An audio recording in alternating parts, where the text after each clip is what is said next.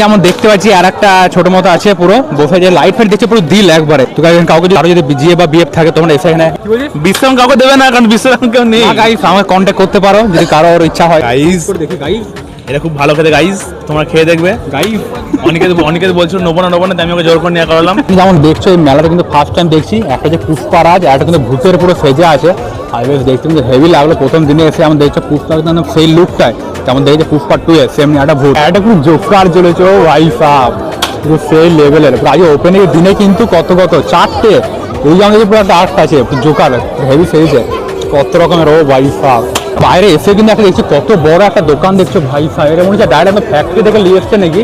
কত বড় বড় চট, তারপরে ম্যাট দেখতে পাচ্ছি অনেকটা কিন্তু চলে যাই। আমরা এটা কিন্তু বই মেলা, যেমন দেখতে পাচ্ছি পুরো এখানে কিন্তু আমরা কিন্তু যেতে পারবো। আমরা বই মেলায় যাওয়ার আপাতত যেমন জানোই বই মেলায় কেমন হয়। ফাইনালি আমাদের কিন্তু যেতে যেতে জিলাপিগুলো দেখে কিন্তু আবার মন হয়ে গেল হঠাৎ। তো আমরা তিনজনে কিন্তু নিচ্ছি ঘরের জন্য পুরো 250 জিলাপি নিলাম। ফাইনালি কিন্তু চলে এসেছি কৃষি মেলায়। ঢুকে কিন্তু সবারই ফার্স্টে যেমন দেখছি পুরো ফুল বাজারা সব টপ ফপ ওইসবই কিন্তু আছে। যেমন বললাম পুরো সবজি মেলাটা হেগে ফেলবে। যেমন দেখছি পুরো ফাঁকা, জাস্ট কটা মাল শুধু রেখেছে। তারপর একটা লাউ আছে সবথেকে বড় লাউ। তারপর একটা এটা কি চাল কুমড়ো আছে।